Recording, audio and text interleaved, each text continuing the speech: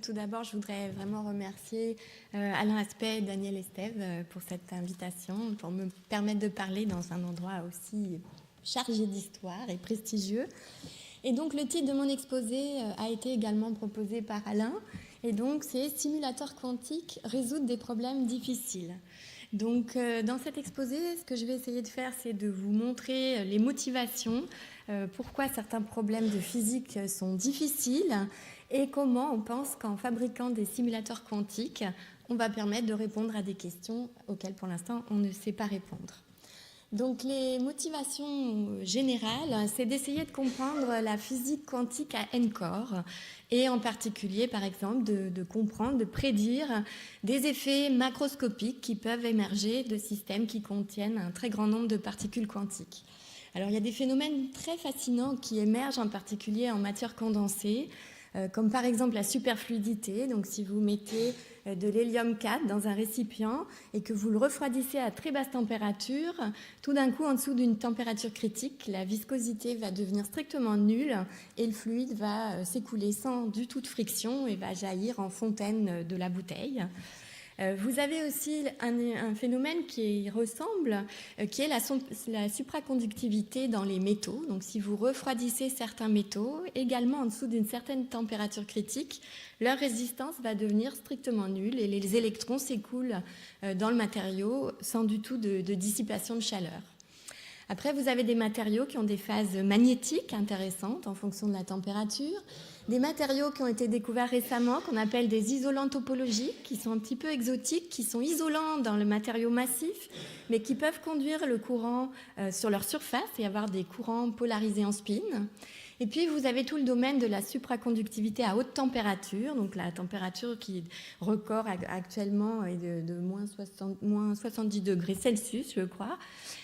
Et donc, on ne comprend pas encore très bien le mécanisme à l'origine de cette supraconductivité. Et si, par exemple, on regarde le diagramme de phase de certains matériaux, comme les cuprates, on voit qu'il y a des régions où le matériau est magnétique et d'autres où il est supraconducteur, et on suspecte que le magnétisme joue un rôle important dans la supraconductivité.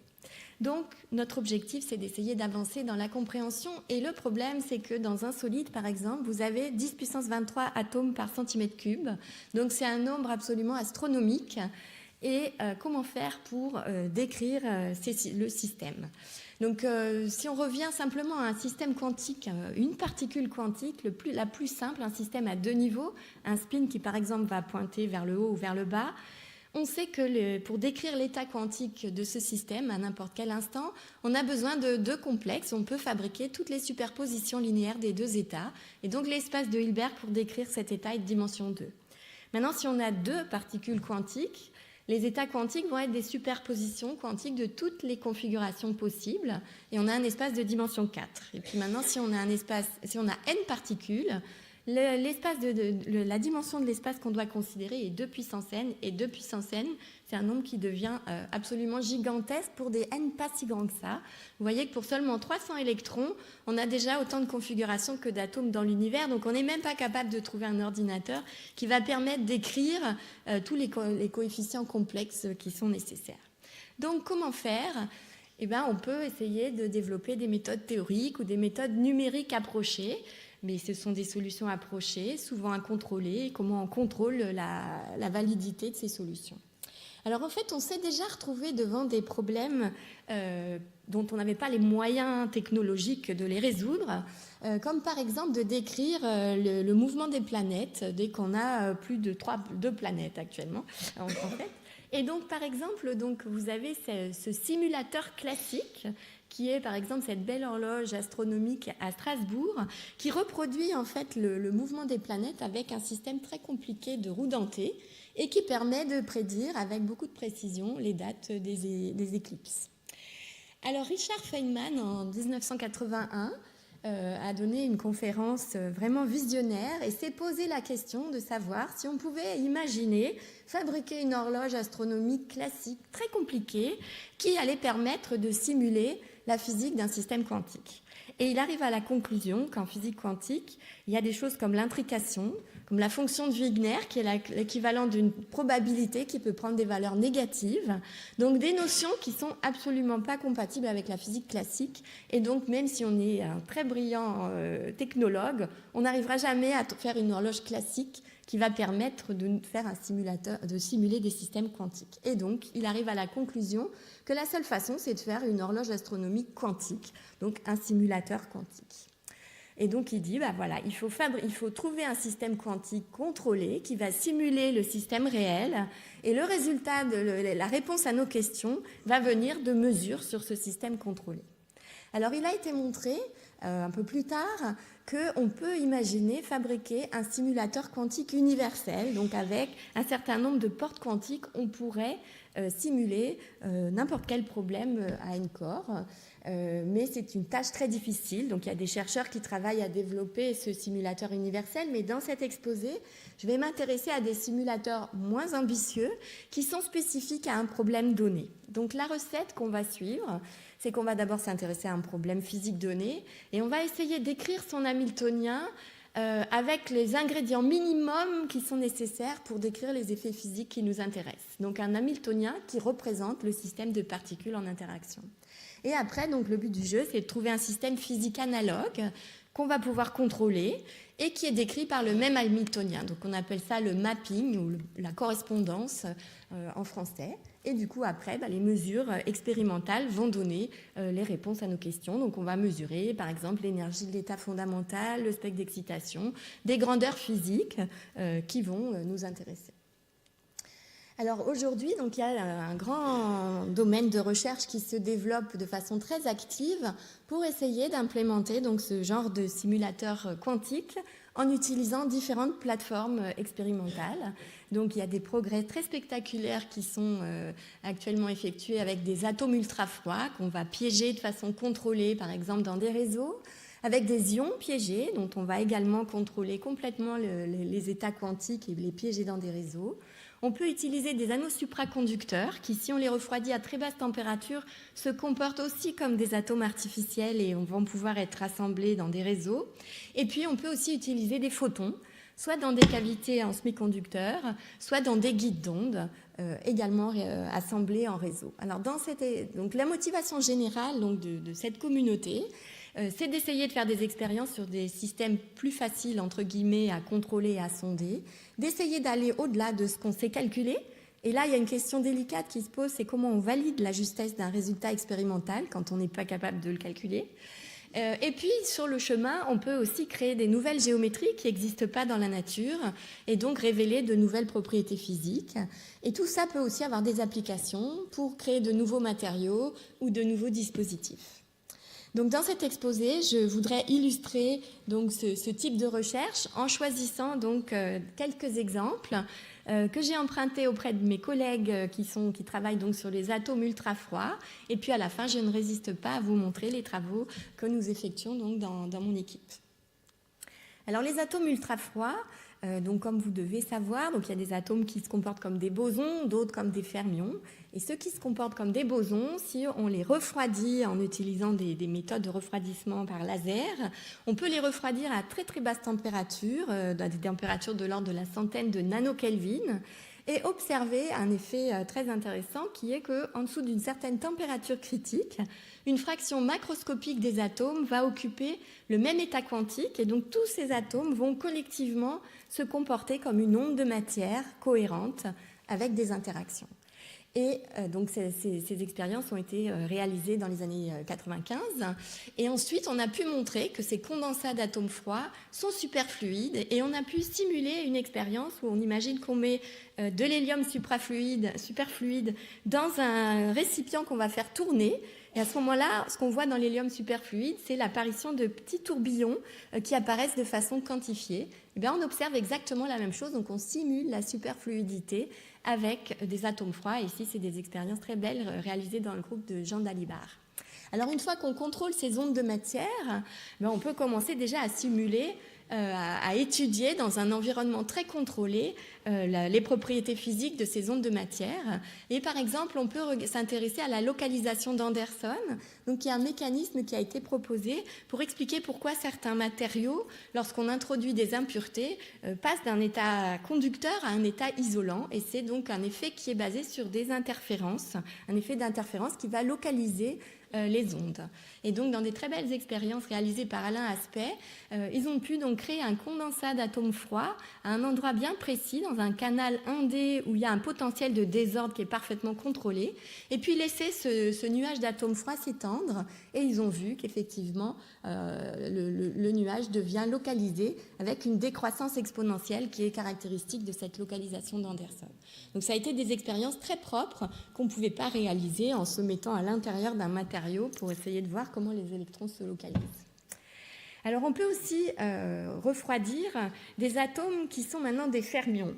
Et on peut aussi, en utilisant des techniques un peu complexes avec des lasers, se débrouiller pour que ces fermions aient une interaction attractive entre eux. Et du coup, on peut imaginer, simuler, suivant la force des interactions, différents régimes. Donc, dans un régime où l'interaction est relativement faible, ce qu'on va voir, c'est un appariement entre les fermions qui ressemble à l'appariement en paire de Cooper qui est responsable de la supraconductivité. Au contraire, si on est dans un régime de forte interaction, les fermions vont vraiment s'apparier en molécules et vont se comporter globalement comme une molécule bosonique et former un condensat de Bose-Einstein. Donc en fait, la théorie qui décrit la supraconductivité et celle qui décrit les condensats de Bose-Einstein, c'est des théories qui ont été développées indépendamment.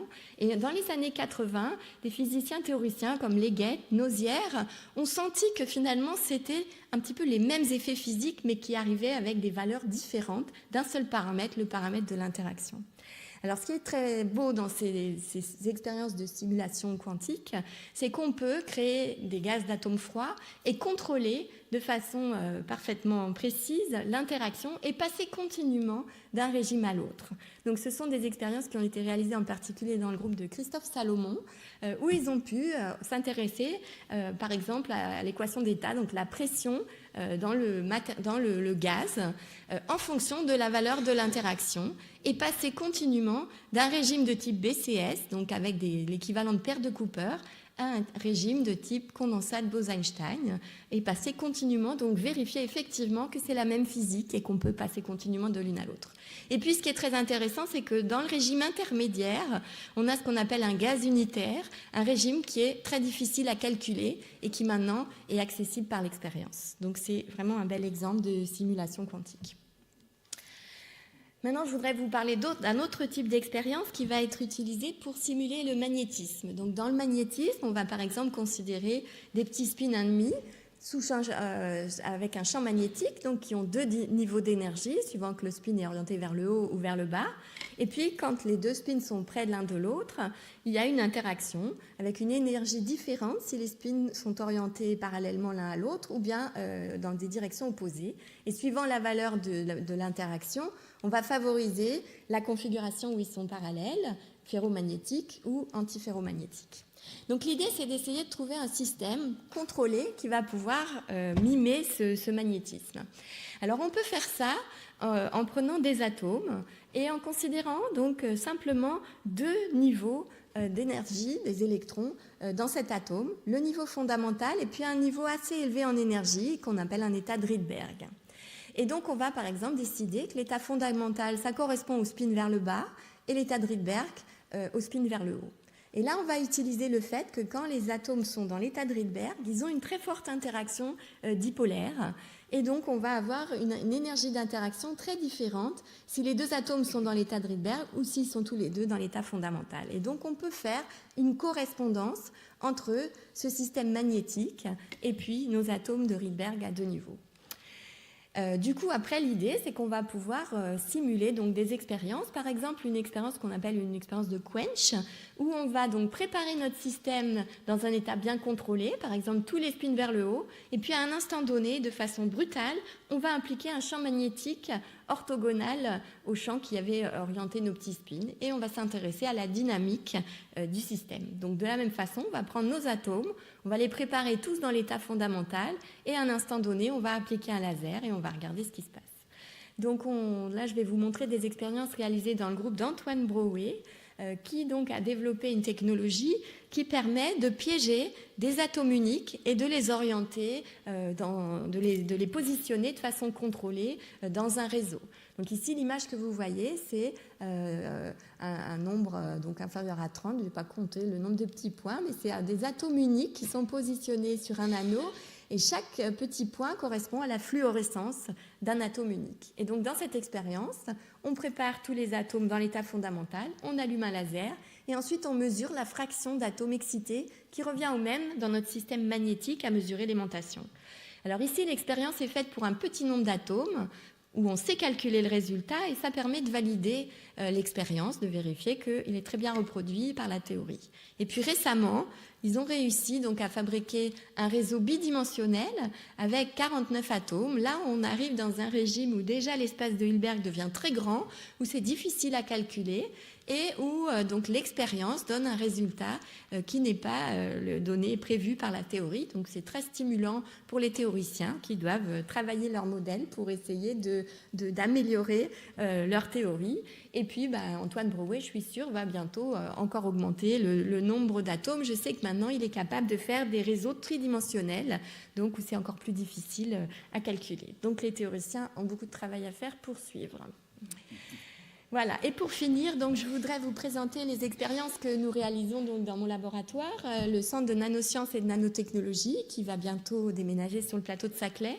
Donc un laboratoire où nous tirons profit de toute la technologie qui a été développée pour la microélectronique et l'optoélectronique, où on est capable de fabriquer des empilements de couches minces contrôlés à l'atome près, et donc de fabriquer des cavités optiques de grande finesse qu'on peut ensuite sculpter à l'échelle du micron et fabriquer comme ça des réseaux de cavités. Donc la lumière est piégée entre deux miroirs de très grande réflectivité et ensuite en gravant, on peut réaliser une petite boîte, une petite cavité élémentaire dans laquelle la lumière est piégée dans toutes les directions. Ça va jouer le rôle de notre atome photonique. Et puis ensuite, ces atomes, on peut les organiser en réseau. Donc ici, vous voyez une petite chaîne de 6 micropiliers qui représente une molécule de benzène. Ici, un réseau 1D qui présente une frustration de phase.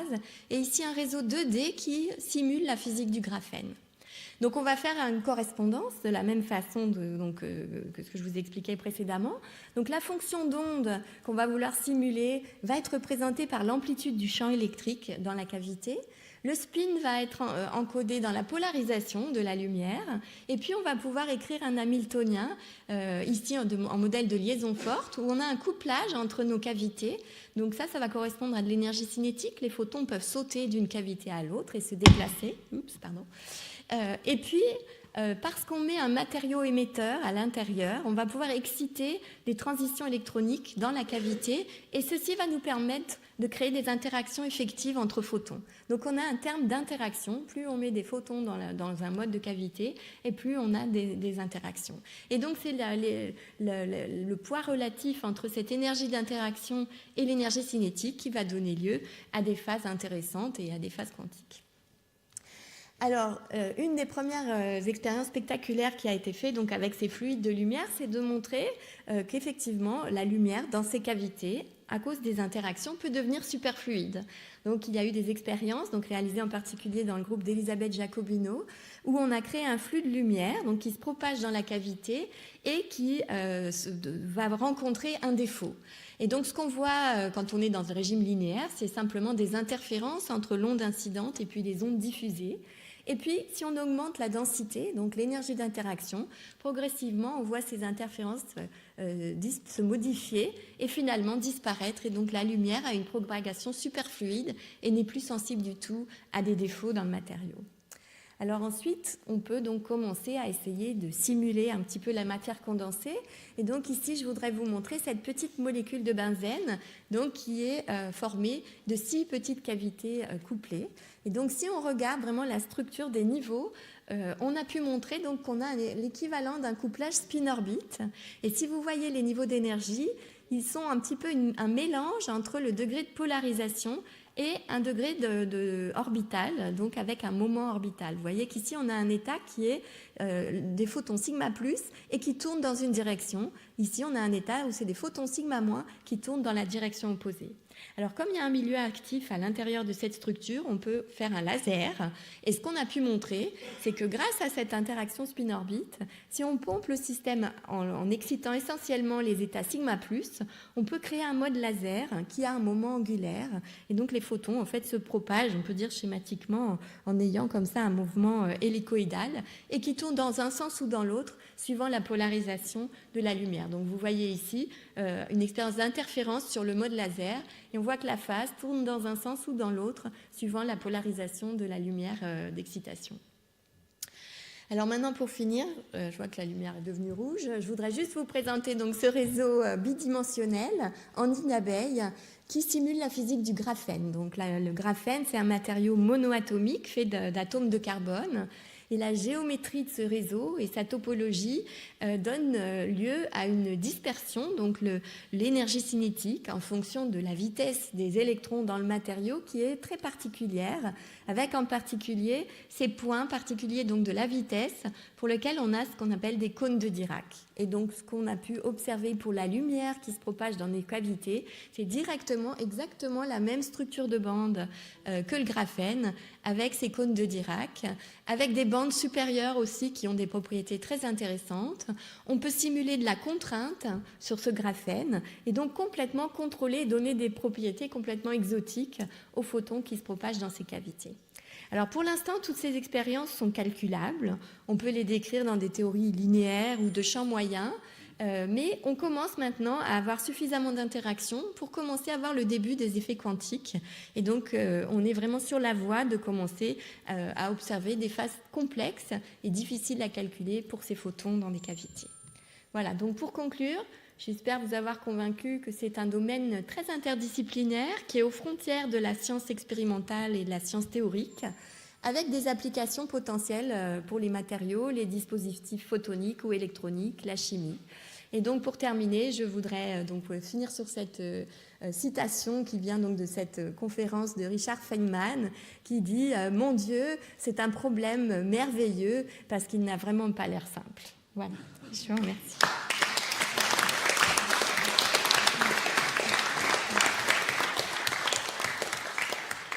Merci beaucoup, Jacqueline Bloch. Alors donc, on a du temps pour des questions.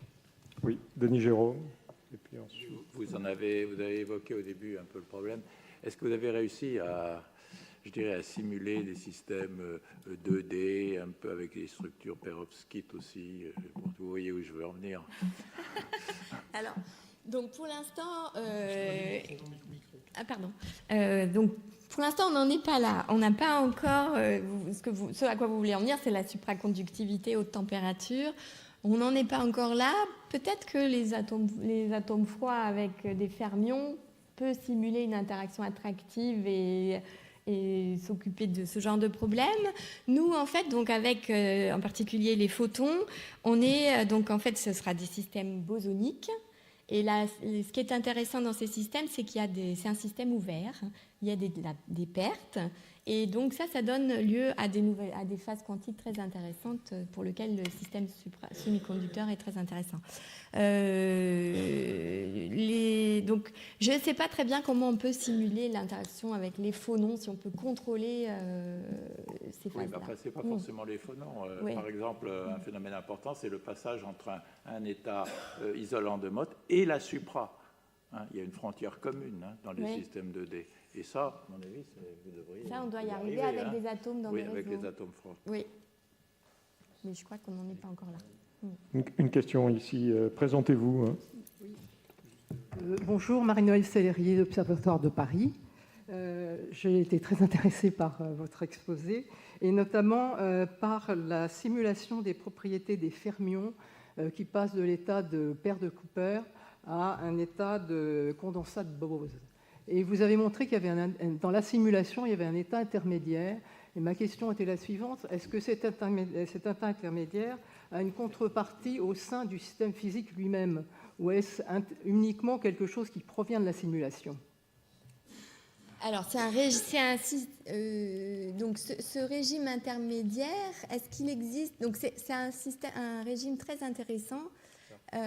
Qui est là, il est juste C'était là, bien donc ça, gaz voilà. unitaire. Donc en fait ici en abscisse on a un petit paramètre A qui est la section efficace de l'interaction et qui à cet endroit-là diverge. Et donc ce qui est intéressant dans ces gaz de fermion, c'est que cette grandeur A disparaît du problème. Et donc on a vraiment un gaz de fermion universel avec donc une équation d'état que j'ai pas ici mais qui a été mesurée par Christophe Salomon, donc qui est donnée par l'expérience et qui, alors je crois qu'il n'y a pas de contrepartie dans des systèmes physiques réels. Pour ce, peut-être que ouais, Christophe. Oui, non, c'est parfait ce que tu viens de dire. J'aurais juste ajouté que dans les étoiles à neutrons, ce régime unitaire est pratiquement atteint dans certaines zones de densité, puisque KF, c'est l'impulsion de Fermi, hein, et donc, donc KF à l'absence moins 1 tiers, c'est la densité, et les étoiles à neutrons sont ces objets très très denses, et donc la longueur de diffusion neutron-neutron est très grande et négative, et donc si on se met un tout petit peu à gauche du régime unitaire là, on a l'équation d'état d'une couche externe de l'étoile à neutrons, parce que de toute façon le centre des étoiles à neutrons est un problème ouvert. Voilà.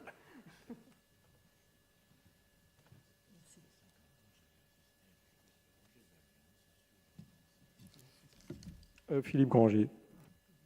Oui, dans les expériences que tu as présentées, tu as beaucoup de photons, je pense. Tu as des effets non linéaires à beaucoup de photons. Est-ce que ça a un intérêt? Est-ce que c'est possible d'aller vers un régime où on en aurait très peu? Donc on commence, donc là ce que j'ai montré c'est des expériences avec un effet laser et effectivement il y a beaucoup de photons. On a des expériences non linéaires maintenant où on commence à avoir un nombre de photons de l'ordre de 20. Donc ça commence à être des effets non linéaires à peu de photons.